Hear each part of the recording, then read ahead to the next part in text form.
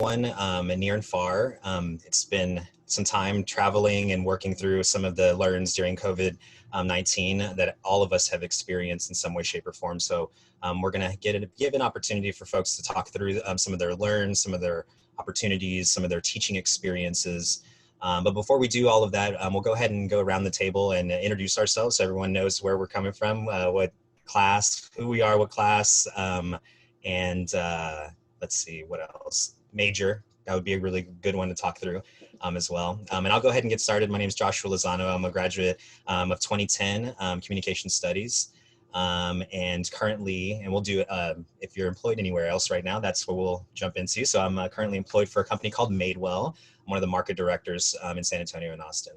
And then I would just like to pass it on over to Ryan and then Megan, and we'll go down the teachers list accordingly. All right. Well, first of all, good afternoon. Greetings from the East Coast. Hope everyone's doing safe and well. As mentioned, my name is William Ryan Brown, San Antonio, Texas, born and raised. Graduated a semester early, but I consider myself a class of 2010 with great individuals like Josh and the rest of our classmates who just came on campus of TLU as a freshman in 2006.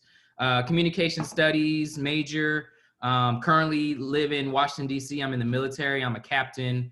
Currently in grad school right now at Georgetown University with a follow-on assignment at the Pentagon. So just want to say thanks again to the TLU Alumni Relations Department for the opportunity to talk today with these legendary individuals you see here on the panel, and just look forward to today's discussion.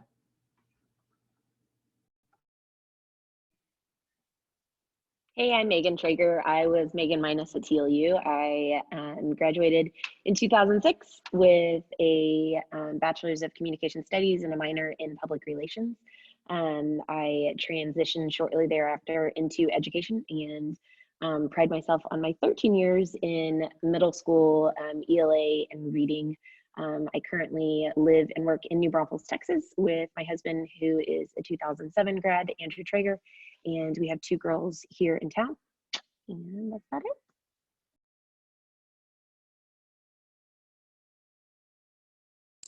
Welcome, welcome. And yeah, any professors or any other participants on the call would like to introduce themselves, you can go on ahead. Okay, well, I'm Steve Roman, professor of communications since 2000, and I love all these comm majors, which just goes to show what I've always said, that communication is clearly the best major.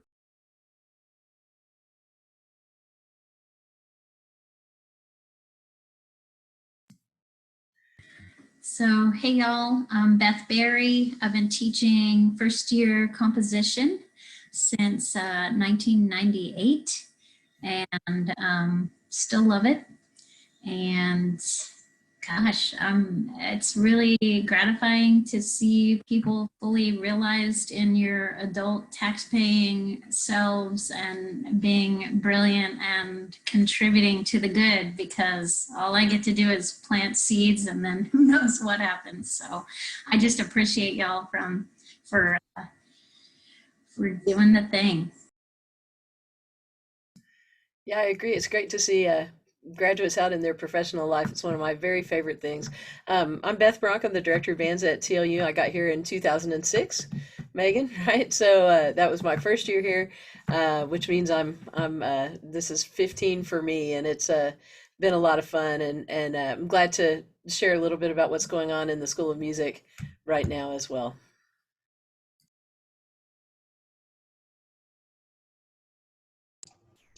Wonderful. Thank you so much, everyone. I really appreciate your time and giving, back to TLU in some way, shape, or form. Those of y'all that are still on campus supporting and planting those seeds, like Beth said, it's very important to see like generations move through the community and get to participate very thoughtfully in the communities that they're in right now. So it's really great to see. Great, so let's get started. We're going to be discussing and talking through some of those learning opportunities, some challenges, some teaching opportunities thus far, with a whole year under our belt during this pandemic and COVID-19 and teaching through the process. I would love to discuss through this with all of you. I'd like to first open it up to Ryan. Ryan has some comments and some experiences that he'd like to share first to help elaborate and push our conversation forward. So I'll go ahead and pass it over to Ryan, and then we'll go through there.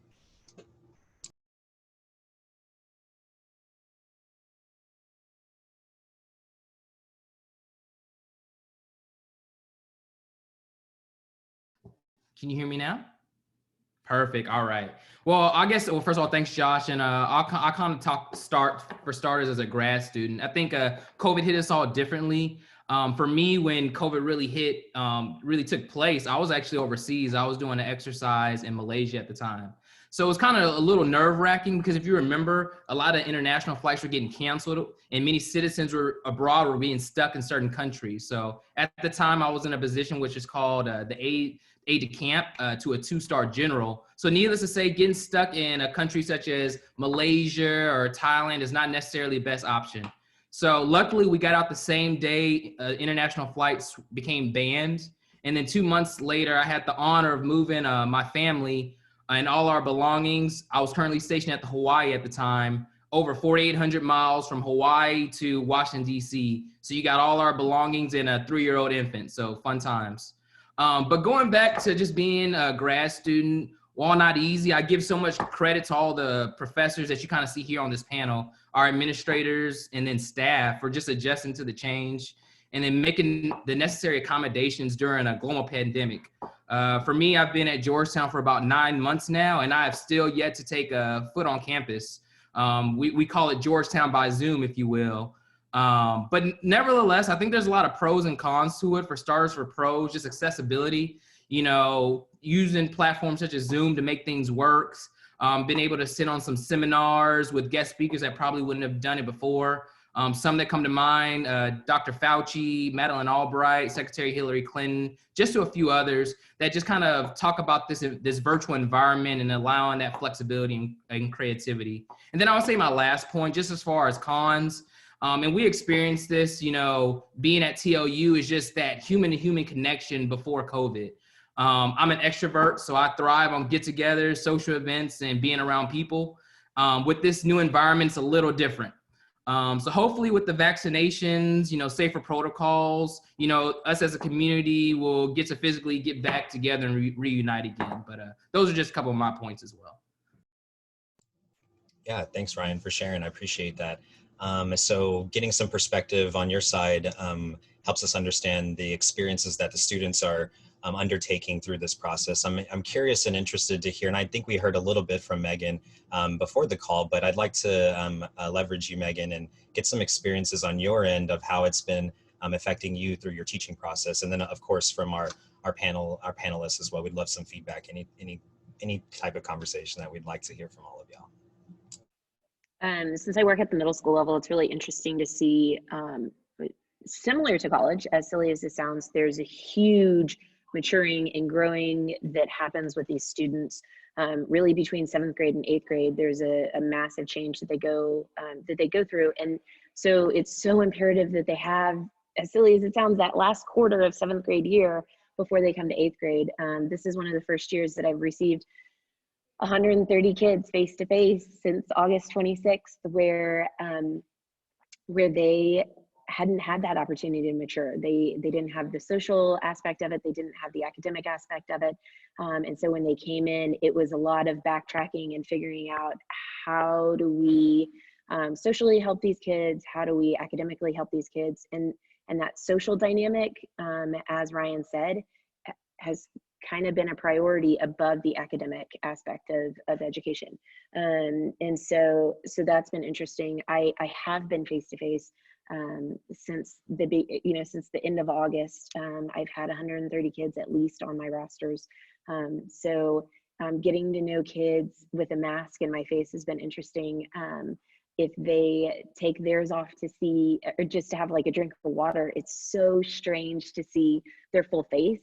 And we forget how much you can hide behind that mask. And so it goes back to the social dynamic of the social and emotional dynamics of understanding students and helping them in ways that we've never really had to worry about. This is my first year that I've had a lot more vocal, or a significant amount more of students who are vocal about their mental health. And so that's been a shift that I can only teach so many points of literature before I need to focus on what's really important in my students. So.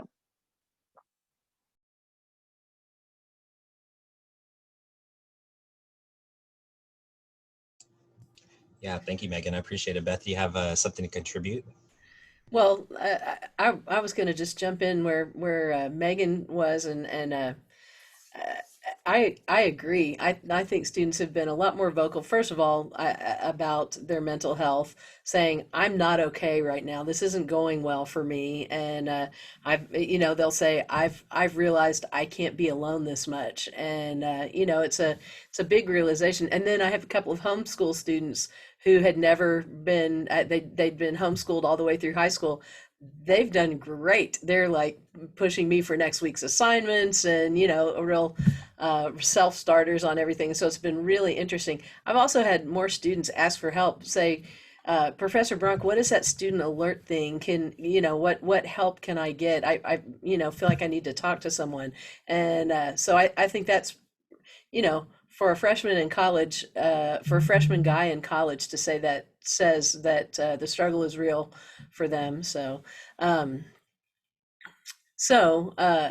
anyway, I think you're exactly right. But on the other side of that, I've also had more students say, thank you so much for teaching us today. And thank you so much for finding ways for us to make music together, which is just so great to hear, because like I forget that, as limiting as it is, it's all they've got, and so if we have time, I have a couple of examples from our Facebook page. I can kind of show you how things like that go, but I want to make sure everyone gets a chance to contribute. But the amount of protocols to make it safe enough to play music together is a little daunting, honestly. And so that those thank yous actually are very touching for me. Like they say thank you, and I feel kind of emotional about it, because I think that we're just like trying to hammer through it, just get through it the best way that we possibly can. And then when someone realizes that we're doing it despite the fact that it's difficult, that says a lot coming from our students. So I hope everyone else is experiencing that as well. Thank you, Beth. Yeah, absolutely. So it kind of brings me to another point that a fellow teacher friend of mine is teaching, I believe, third grade right now in elementary. And she has a number of students that she's working through, a number of other classes that she's teaching in one classroom, but then also doing the Zoom teaching from the classroom as well. So she's having to balance two types of styles of teaching. So I'm curious in that perspective, to my other panelists. I would love your feedback and love your experiences thus far, if you're having to incorporate that style of teaching on a regular basis. I've been totally Zooming, so maybe Beth Berry, have you've been more on campus than me for a while? So I started back in the fall thinking there's no way this is going to hold. In fact, I would have lost that bet 100 out of 100 times. But happily, we were able to continue mast to mast. I kept saying I'm a bandit teaching bandits. It was like that sort of dynamic. And my greatest concern was being heard, just audio. So I had a headset. I kept saying I was living out my Madonna fantasies from middle school. And I wrapped the headset around, and it was kind of, the mic was right here. And I was obsessed with just being heard, because I felt like, geez, if they're not hearing me, forget it. What's the point? I'm just up here doing this muffled craziness. So, and I think this whole thing has given me permission to just strip away any edifice of, performative distance. And we're just human to human. And so, I tried to be very blatant in my encouragement of them, just in the basics. Like, you are amazing. I was telling them, you are the greatest generation 2.0. You are just doing it, and keep doing it. And we started this tradition, and I'll end here, but of opening with Small Victories. And so this spring I'm completely online, and as I take roll, I share my small victory, and then I say, so when I call your name, I would invite you to share a small victory.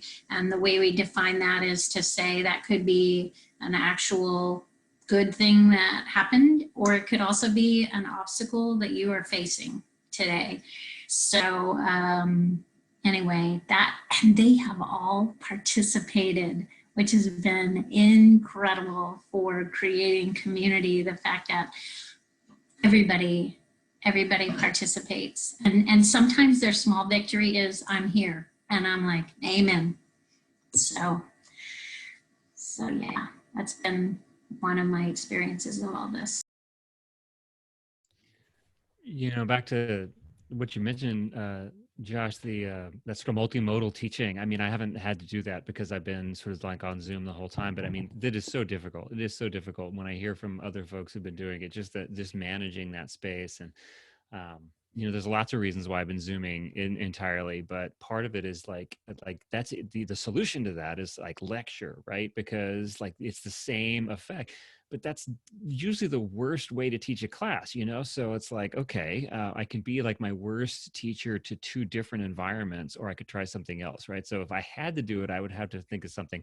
I spent a lot of time trying to figure out like, okay, if they make me go back in person and I have to do this, what am I going to do about, how do we work in a group, when some people are online and some people are not? And thankfully I never had to figure that out, but I know other people did. But yeah, for me, it's just been electronic the whole time, and it's the same kind of stuff.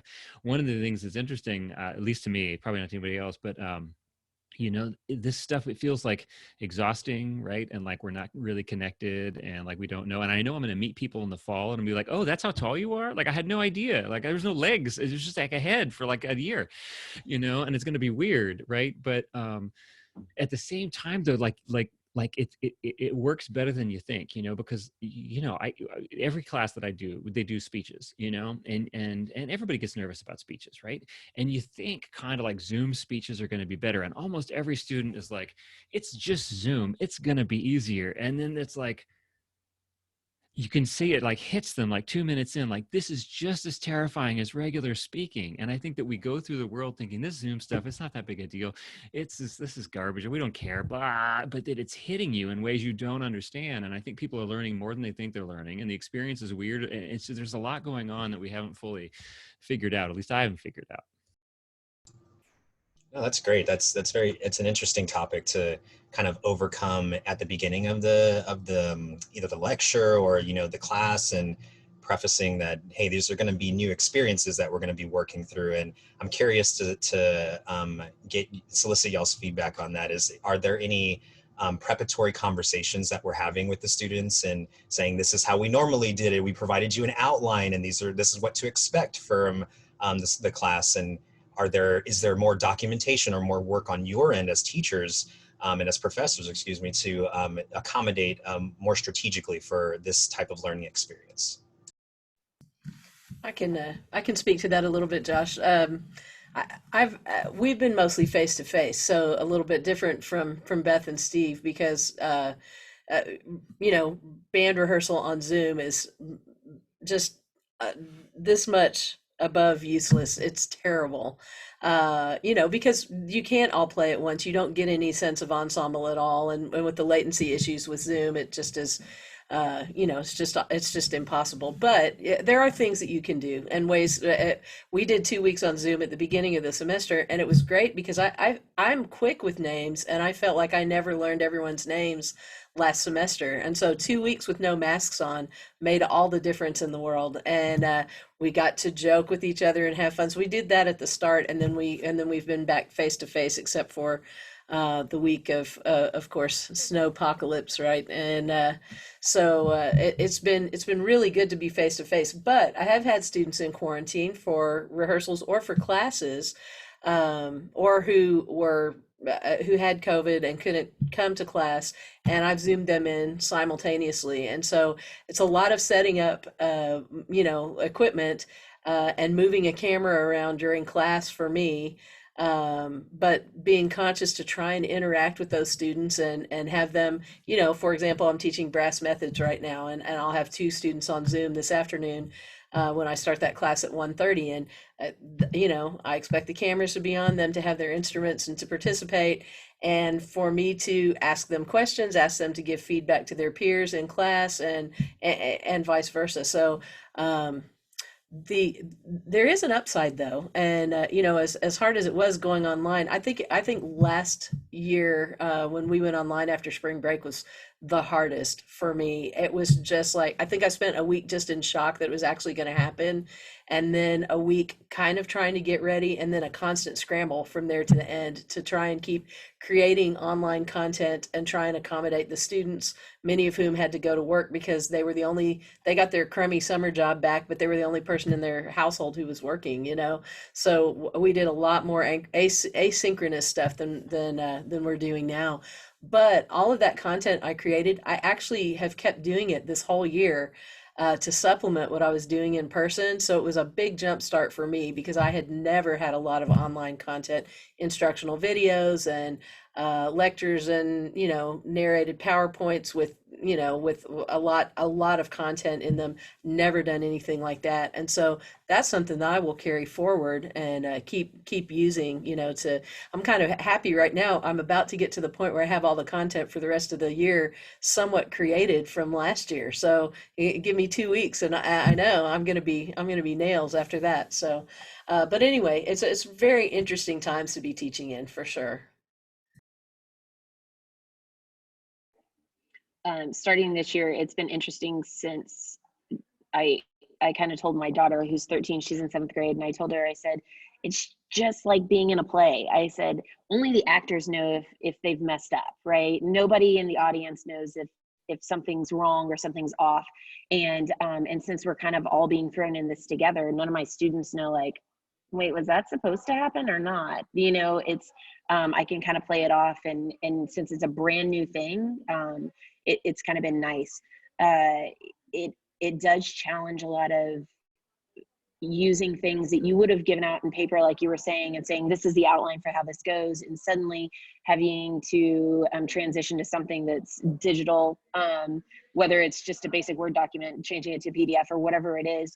I've had to learn new applications for our iPads because our entire district's one-to-one iPad initiative, so every student has one, but the state says, hey, guess what? You can't use this program anymore. You now have to use this program. And so adapting that, learning that, not having the technology in a classroom, kind of like Beth Berry was saying, where it is that awkward, like, where do I stand? How do I move? I want to make sure you see me.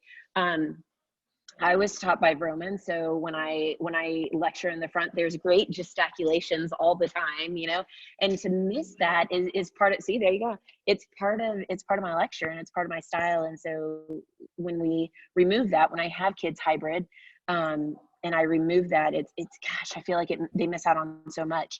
And there has been some amazing technology that has been developed in the last couple of years that would make a classroom come to life, whether it is, man, and I would love to see some of the things that we use in a band hall, you know, because they have small microphones that you can set up, and it adds to the entire discussion. So when my kids meet, they can put the microphone on the table, and anybody that's watching the video can hear all 4 different group discussions going on. And so having that stuff is amazing, but there's a cost to it, you know, and to have that technology available to everybody, that's where we're struggling, you know, and that's kind of where we're deprived in the education department. Yeah, I'm deprived of my gestural language here at Zoom because, you know, I end up leaning on a table like Larry King, you know, for everybody, the old, you know, so I do that. And so my hands don't have anywhere to go. So I end up doing things like, hey, wait a minute, Josh, are you paying attention over there? You know, and then just kind of like, so I end up like Muppeting, you know, the whole time. And it's like, I'm probably moving too much for people, but I got to do something. I can't just sit here, you know? So. No, that's hilarious. That's great. So to add a little bit of perspective on my end, I'm more in-person teaching and learning in the retail space. So some of the challenges that we've experienced in this business, we're not provided as many hours and as many people and resources in the building to get the same amount of work done.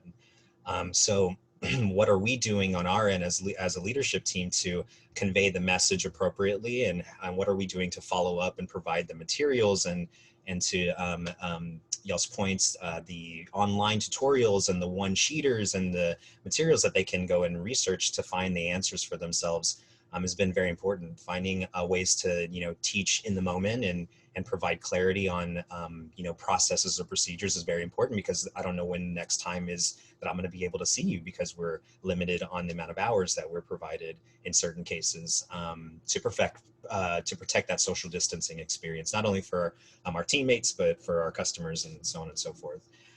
So I'm curious, we had a few pieces of feedback here that said resources or ways that they've been accomplishing certain challenges in their day-to-day basis. Ryan, as a student, in your perspective, what are some either, tools, resources, accommodations, things that you're using in your regular day to help, provide you a better experience as a student through this, what'd you say, Georgetown's from Zoom, Georgetown Zoom, I think that's what you had mentioned.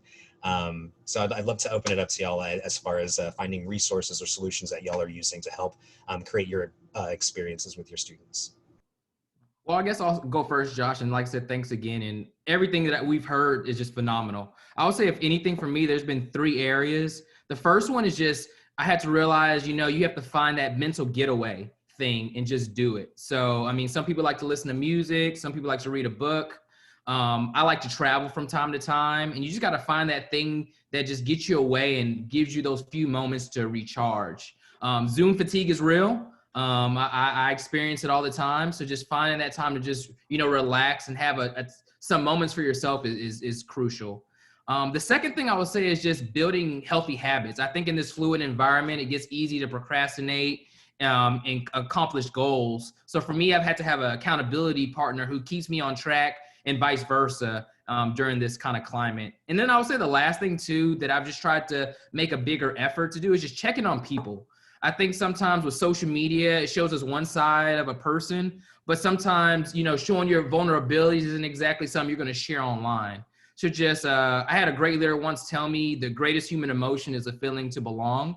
So I've tried to make it a habit to just check in with people, especially people from TLU and others, have those conversations and kind of strengthen those relationships, whether through a phone call, little Zoom happy hour, if you will, just something to kind of go from there. So I would say those are some of the resources I've used currently.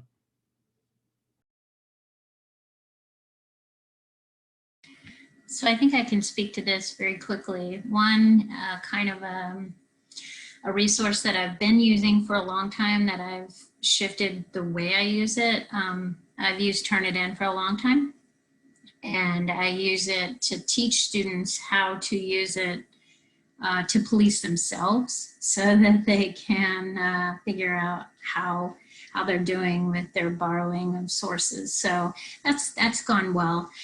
For the first time in the fall, I just kind of went all in and decided to start grading and commenting on their work on Turnitin, rather than what I used to do is have them print out from Turnitin, and I was still analog, writing on their hard copies.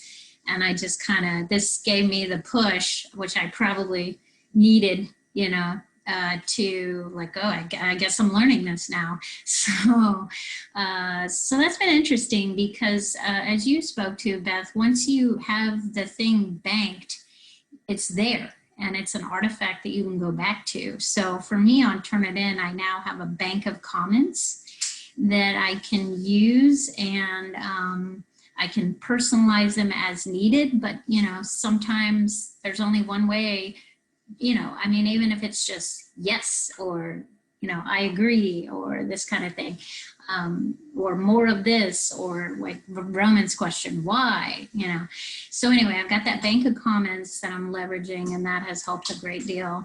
And then a new technology that I've used is something called Mentee Meter. I mean, it's new to me. This is a way to survey the students and allow them to give feedback to me anonymously. Yeah, so sounds like somebody's familiar with it. And for instance, when the governor opened the state, I was able to put together a Mentee survey and ask the students, well, how do you feel about this? You know, and are you ready to come back? And anyway, they could low stakes respond. And we also do fun stuff like what makes Bulldogs awesome and what are you looking forward to during spring break. And so I use it as another way to leverage connection and also create a safe space where they can comment and kind of get a sense of the group mood on certain issues. So I've enjoyed that. Yeah, I don't think I've handed out any assignments or handouts or taken any up the whole year this year, which is a huge change for me. Usually, you know, some of my classes result in a notebook that's several inches thick, and you know, and so now they're making a digital, you know, file of handouts and things like that. And as a kind of non-intuitive as it is, I've actually gotten a lot better using our learning management system and grade, you know, respond to their submissions on there. They upload things, I respond, you know, and send them back that way, and we comment to each other on there, and that's been really good, and I can't wait to check out Mentee. So I learned something new already, which is just great. We've had to do a lot of you know, trying to get students good microphones and have good microphones set up in rooms because sound quality is so important for what we do, and a lot of recording and you know, different kind of setups in rooms to try and make the student teacher experience better, for like individual lessons that students take and things like that. And you know, without a wired connection and a good microphone, the quality of the experience is really poor. So we've had to do a lot of work like that. You know, and so I think those things have been very different, for all of us, you know, and having them to, you know, schedule practice rooms and schedule, you know, really be cognizant of who's in a room and for how long and what the air exchange is after that person, and, you know, small groups rather than large groups. And so there's just a lot more planning, and it really does take a lot more time, I think, than just walking in and giving a lecture about something that you know very well. And so it just doesn't work that way anymore. And in some ways that's good. You know, it's kind of forced everyone to move forward and to learn to do things in a different way. So yeah, and I really like the way, Beth, that you were talking about connecting. You know, most of my quizzes and tests have been online, but I've also done a lot of things on Kahoot, for example. I mean, a lot of people use that, and that's been really fun. You know, because I can use that to teach. I can give a quiz over something and then discussing why one answer was right or wrong or whatever. Just use it as a teaching tool rather than a test. And that's, you know, it's been fun to find better ways to do that, you know. Yeah, I guess my answer is kind of low tech, right? I mean, those of you who've had me before, and my favorite thing is like discussion. And the challenge for me is shutting up enough so that students can talk. And that's always been the case, right? And so it turns out, I think on Zoom, people just are extra freaked out about turn taking, you know? And I mean, there's lots of studies coming out, especially younger millennials and Gen Z are anxious about conversational turn taking and the beginnings and ends of conversations, and that just accelerates on Zoom, where you get two people who talk at the same time and it's like, oh my god, I'm so sorry. It's like, seriously though, it's not that big a deal. But you know, the thing is that people are like that in everyday life. We just don't notice it as much because we're more used to the sort of way ebb and flow of in person. And so you put us online and all of a sudden the only thing that's left is our fears, right? And so people are like, so I end up having to call on people in ways that I never did before, right? That's my technology. I call on people, which for an introverted student, that's always helpful too, because you have something to say, but you don't know when Roman is going to stop talking enough for you to be able to insert that, right? So it's like, but if I'm just like, hey, Megan, what do you think? Not that Megan's introverted, my God. But I mean, you know, there's, you get to that. So I end up calling on people because it helps, right? This is sort of work through all those issues. And I've had students thank me like afterwards, like, you know, thank you for like calling on us or whatever. And I'm like, that's super weird. Cause I always think as a teacher, like if I call on you, that's like I'm like assaulting you, you know, like, oh, now here's the time where you reveal you haven't read because I called on you. And you're like, well, I think the answer is both, you know? And so like you get to those bits, but it turns out that people are really appreciative of you taking the burden of like, how do I fit into times? And it's part of just how it goes when we're in an environment we're not sure about. So like, here we go, nerd alert. I play Dungeons and Dragons on Zoom once a week right now, and we don't have any problems talking over each other. It all works fine. But you put us in a business or an educational setting, and all of a sudden everybody's like, oh wait, no, you go. No, sorry, no, wait, no, you know, and we got to like break through that a little bit. Well, it's true.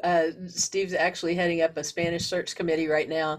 And just for us to take turns introducing ourselves to the candidates and figure out who's asking the next question, I mean, we need a moderator, you know. So yes, I think students do appreciate that. And we have stepped on each other more than once just trying to be polite, you know, trying to wear someone else. And you're like, it's like everyone's at the stop sign. And you're like, okay, I'm going to go.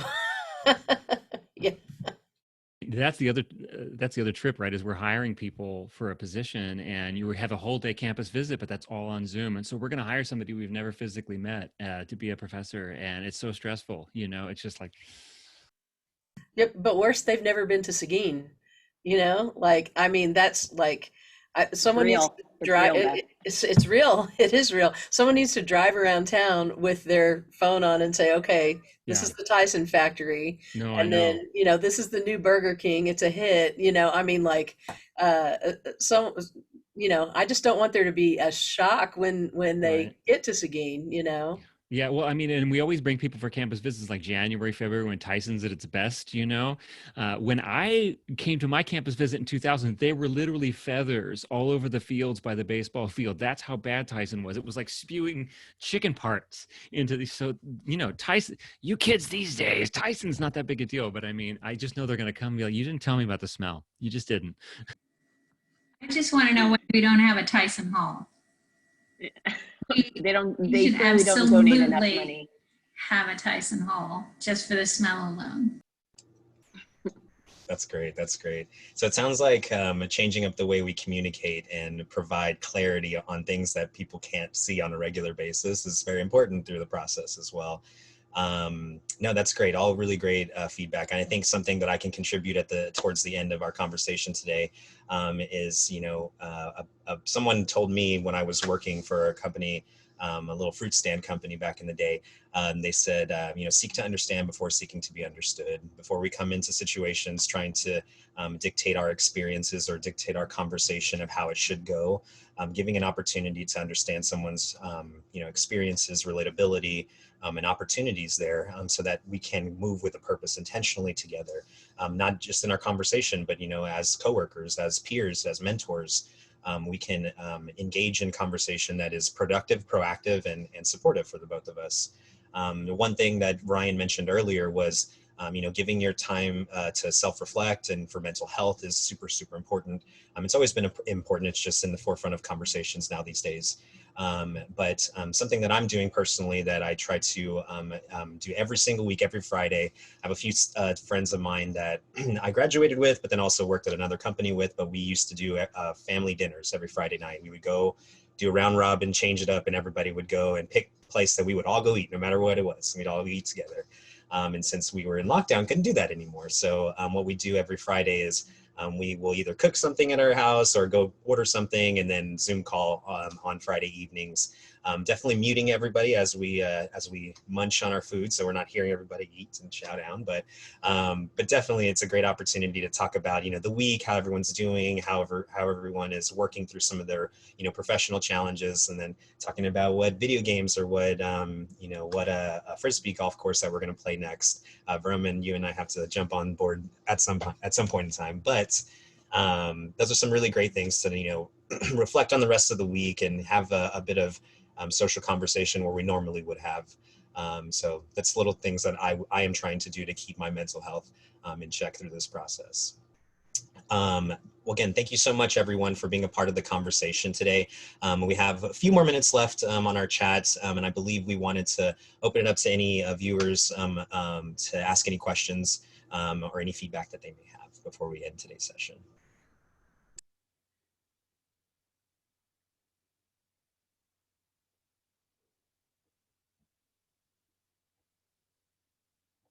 It's very, very quiet.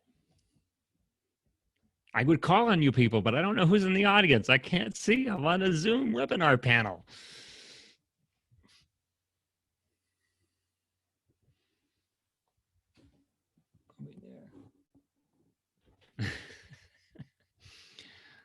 How many times do you hit your webcam with your? Oh, you know, it's really far away. Like I have to like Okay, go good. all the way over here to get into the webcam. My students were complaining about bad Zoom teaching, and they had one professor who would only talk like this the whole time, was like this. And they were like, I was like, you need like a mental health break to just like turn off the camera or whatever. So, we're waiting for folks. All What's weird right, is like, so no, ahead. yeah, it looks like we got one question up here. It says, will you incorporate any Zooms for normal classes next year? I think so. I'm going to have Zoom office hours for sure, right? I'm going to have regular office hours and Zoom office hours because for some students, especially commuters, a Zoom office hours is just easier. And I have some students who I never saw on campus, but I see them in Zoom office hours. So I'm going to do a mix of both. Same. I think we're also starting to see a change in the fact that this is the first time there's kind of no excuse for not being able to attend something or meet with somebody, because we clearly all know that we have our phones on us at all times. So it's a game changer in education and in real life. Yeah, for me, I hope not. I think for meetings and office hours, I think that's a great idea, but I hope for classes to not turn on another Zoom if I can help it. Yeah, I think I still prefer to be face to face for sure. That's what I have the most experience with. That's what's the most fun. I feel a little bit like a physical comedian that's been disembodied. A teacher without a body is definitely at a disadvantage. So I'm looking forward to returning to that. But for meetings and for conferences, I think I can learn on Zoom, no problem. If I'm the student, man, I'm there. And I took a class last summer. It was phenomenal. There were people from all over the world in that class. So it was a lot of fun. So office hours for sure. It's going to be interesting to see how conferences change. I can't imagine that they will be limited to only in person from here on out because we figured out how to do pretty darn good conferences all on Zoom. The expense is much lower. You know, there's not travel, things like that. So I think we'll see a lot of that carry forward. So yeah. Well, I hate to take off, but I've got to set up a lot of stuff for a 1:30 class, so I'm going to take my leave. But Josh, I thought you were a great moderator, and it was great to have you here. And so I'll leave the rest of you guys. But thank you, everyone, and have a great day. Beth. Thank you. I appreciate you. Yes, on that note, we are at time, but thank you so much for everybody's time. I look forward to the other Zooms that we're going to be putting through in the next couple of weeks. So keep an eye out for all the other alumni relations. Yeah, thank you for attending our virtual event series. There it is. Follow that link for more social content from us. Again, thank you so much. I hope everyone has a great day and go Bulldogs. Take care. Awesome. Thanks, Josh, Ryan, Megan. Awesome stuff.